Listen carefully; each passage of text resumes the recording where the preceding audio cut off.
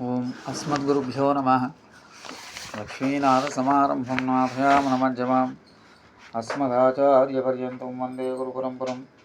వసుదేవసుతం దేవం కంసచానూరమర్దనం దేవకీ పరమానందం కృష్ణం వందే జగద్గురుం. సశంఖచక్రం సక్రీటకుండలం సపీతవస్త్రం సరసీరోహేక్షణం సహారవక్షస్థలశోభికౌస్తవం నమామి విష్ణుం శిరసా చతుర్భుజం. ప్రియా భగవద్బంధువులారా, ఈరోజు మనం విష్ణు సహస్రనామ వైభవాన్ని అనుసంధానించుకుంటున్నాం. ఆ భాగంలోనే ఒక్కొక్క నామాన్ని వైభవాన్ని అనుసంధానం చేసుకుంటున్నాం. ఒక్కొక్క నామం ఒక్కొక్క మంత్రమే. ఇంతకీ శ్రీ విష్ణు సహస్రనామాన్ని ఈ స్తోత్రం ఎవరో ఒక్క మహర్షి రాయకుండా ఎందరెందరో రాసింది కావటంలో ఒక విశేషం. లౌకికమైన ఉదాహరణ చూద్దాం. ఒక్క రోగానికి ఒక్కొక్క ప్రత్యేక వైద్యుడు ఉంటాడు కదా. ఆ రోగానికి సంబంధించిన వైద్య నిపుణుడు రోగ నివారణకి ఒక ఔషధాన్ని సిద్ధపరచామనుకుందాం.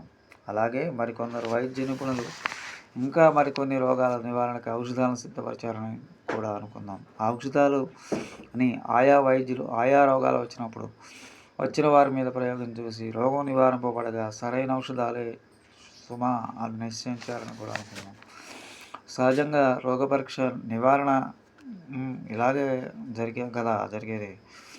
ఇలా తీరు అనేక రోగాలు నివారించిన వైద్యులంతా ఒకచోట చేరి అన్ని రోగాలు నివారించబడేందుకు తమ వైద్య శాస్త్ర అనుభవంతో ఒక ఔషధాన్ని సిద్ధపరిస్తే ఎలా ఉంటుందో ఊహించండి.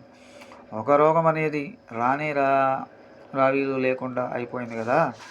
ఇక్కడ కూడా అలాగే ఒక్క మహర్షి ఈ ఇహలోకపు ప్రజలకు వచ్చే ఒక్కొక్క వ్యాధిని, శరీరానికి వచ్చే రోగాలను కానే కాదు, అతి కామం, అతి క్రోధం, అతి లోభం, అతి మోహం, అతి మాత్సర్యం అనే ఈ వ్యాధులను గమనించి వాటి నివారణకు ఒక్కొక్క ఔషధాన్ని, ఒక్కొక్క విష్ణునామాన్ని ఏర్పాటు చేసి పరిశీలించి నిర్ణయించి రోగిపై ప్రయోగించిన పరీక్షించిన నయమైందని తెలిపాక ఆ నామాలన్నింటినీ ఒకచోట చేర్చారు. అలాంటి ఈ సహస్ర రోగాలను, ఇహలోక బాధల్ని తీరుస్తాయని వేరే చెప్పాలా? నేటి కాలపు వారైతే ఔషధపు అమ్మకాలపై అసత్యం ఆడారంటే అది 100% నిజమే. కానీ నాటి కాలం మనుషులకు అసత్యం ఆడాల్సిన అవసరం లేదు. పైగా వారి జీవితం సత్యాలను చెప్పడానికే సరిపోలేదు కూడా. ఇహలోకపు ఏ కష్టాన్ని, ఏ వ్యాధిని, ఏ నామం తొలగిస్తుందో కూడా వివరంగా ఉండనే ఉంది, రాయవచ్చు.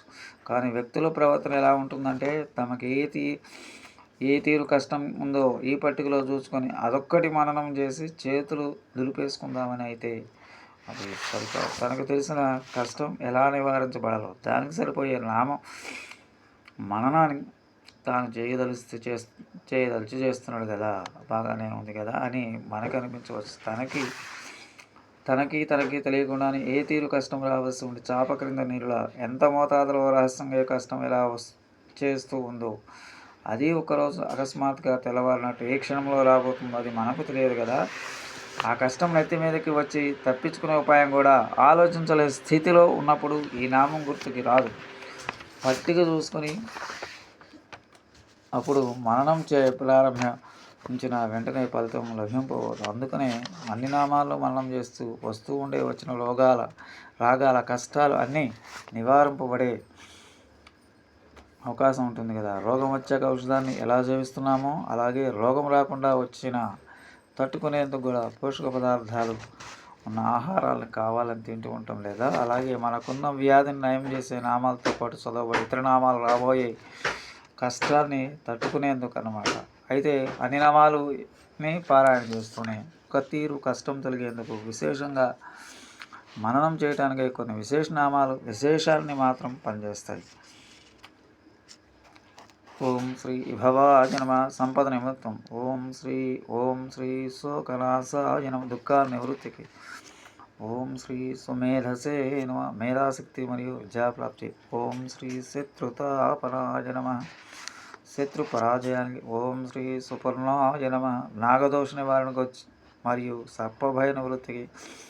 ఓం శ్రీ దుస్వప్ననాశనాయ నమ చెడు కలను మానడానికి. ఓం శ్రీ సర్వప్రహరణాయుధ సర్వగ్రహ పీడా నివృత్తికి మరియు ప్రశాంత మనస్సుకి నిత్యం అంటే స్నానం చేసి ఒక మారు మొత్తం విష్ణు సహస్రనామం చదివి ఇక ఆ మీదట ఎప్పుడు తీరిక ఉంటే అప్పుడు ఆ విష్ణు రూపాన్ని మనసులో నిలుపుకున్న తమకు సరిపోయిన నామాన్ని మంత్రంగా బంధం చేసుకోవాలన్నమాట. ఈ వ్రాయబడేదంతా అసత్యమే కానే కాదనే విషయాన్ని గ్రంథాంతంలో ఉన్న ఫలశ్రుతి ప్రయోజనాన్ని వినిపించడం మనకు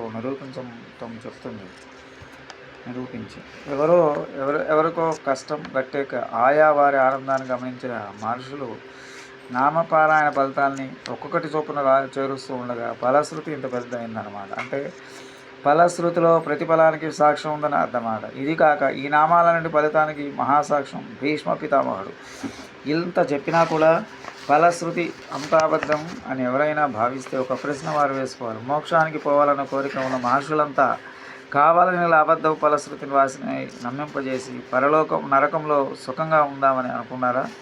అలా ఎవరైనా అనుకుంటారా అని ఇంతకీ గ్రహించవలసిన అంశం ఒకటి. కశ్యప మహర్షికి తపస్సుకి ద్వారా సంతానాన్ని ప్రసాదించడం వచ్చు. అత్రి మహర్షికి సత్వ రజస్తమో గుణాలు 3కి అతీతంగా ఉండటం తెలుసు. A+3 3 గుణాలు లేనివాడు. ఈయన భార్య అనసూయ అనసూయ లేనిది. అందుకే శ్రీమద్ రామాయణం అయోధ్యకాండ మందర అసూయతో ప్రారంభమై అనసూయాదేవి మాటలతో ముగుస్తుంది. భారద్వాజ మహర్షికి ప్రాణాయామ శక్తిని అనుగ్రహించడం వచ్చు.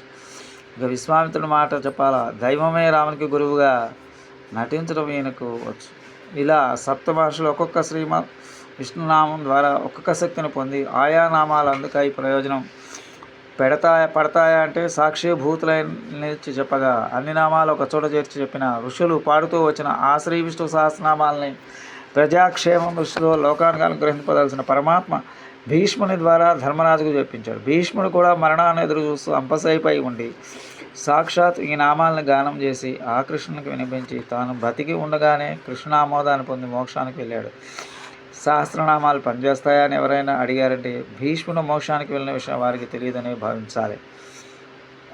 ఏదో భీష్ముడు మననం చేసిన వాటిని మనం చదవాలా అని అహంకరించిన ఎక్కడా వీటిని పారాయణ చేయక ప్రజల బాధకు గురవుతారు అనే బాధతో ఇంతటి మహామంత్రాన్ని చెప్తున్న భీష్ముడు కూడా ధర్మరాజుతో ఋషివిహి పరిగీతాన్ని నేను రాయలేదు, అనాదిగా ఋషులు గానం చేసిన విషమా అని ఆదిలోనే చెప్పాడు. పూర్వపు వారికి ఏదో తాము ఒక రకం తరింపజేసి అమ్మయ్య అనుకుని మిగిలిన వారి చూసి అయ్యో అనడం కానీ లేదా వారిని అసమర్థతను అంటగట్టడం కానీ తెలియని పని. అందుకే భీష్ముడు అందరినీ తరించాలని చెప్పడం కోసమే ఈ నామాలు ఋషులు గానం చేసిన విషమా అని మరింతగా చెప్పాడు.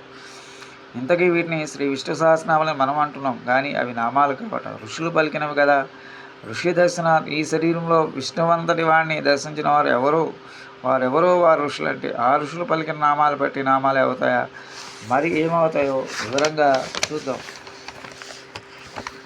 మంగళం కౌశలేంద్ర మహనీగుణామ్నే చక్రవర్తి నూజా సార్వభౌమాయ మంగళం శ్రేయకాంతాయ కళ్యాణధేనుదేదినం శ్రీవేంకట శ్రీనివాసాయ మంగళం నారసింహాయ మంగళం గుణసుందరి మంగళానా నివాసాయ యాదాద్రీసాయ మంగళం మంగళాశాసన ప్రేమదాచార్య పురోగమై సర్వైశ్చ పూర్వైరాచార్య సకృపాయా సుమంగళం శ్రీమతే రమ్మజామాతృమణీంద్రాయ మహాత్మనే శ్రీరంగవాసనే భూయాత్ నిత్యశ్రీ నిత్యమంగళం. ఓం అస్మద్గురుభ్యో నమః. ఈ శబ్దమే ఎక్కువ వస్తుంది అమ్మడు.